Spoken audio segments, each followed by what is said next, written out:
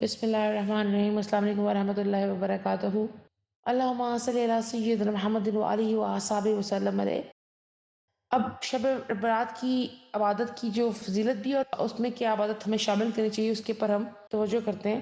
شب برات کے اوپر آپ 100 رکعت نفل نیت کرتے ہو، میں آپ سے کہتی ہوں کہ آپ 20 نفل نیت کر لو، کیونکہ ہم نے 1000 دفعہ قل هو اللہ احد اللہ الصمد لم یلد ولم یولد ولم یکن اللہ کفوا احد اس آیت مبارکہ کو 1000 دفعہ ختم کرنا ہے۔ تو اس کے اندر آپ کیا کر سکتے ہیں کہ آپ 20 نفل اگر پڑھیں تو آپ ایک نفل میں 50 دفعہ سورۃ اخلاص کو پڑھتے ہیں، تو ہم نے 1000 دفعہ ختم کرنی ہے۔ پھر اس میں جب 1000 دفعہ یہ پڑھتے ہیں اس میں کیا کیا ہمیں ثواب ملتا ہے اور کی کیا فضیلت ہے وہ میں بیان کرتی ہوں۔ پہلے زمانے کے بزرگ یہ نماز باجماعت ادا کرتے تھے، اس لیے جمع ہوتے تھے، اس کی فضیلت زیادہ ثواب بے شمار ہے۔ حضرت حسن بصری رحمۃ اللہ علیہ سے مروی ہے، آپ نے فرمایا مجھ سے 30 صحابہ رضی اللہ عنہ نے بیان فرمایا ہے کہ جو شخص اس رات میں یہ نماز پڑھے اللہ تعالیٰ اس کی طرف 70 بار نظر رحمت فرماتا ہے، سبحان اللہ، اور ہر نظر بد اس کی 70 جو ہے نا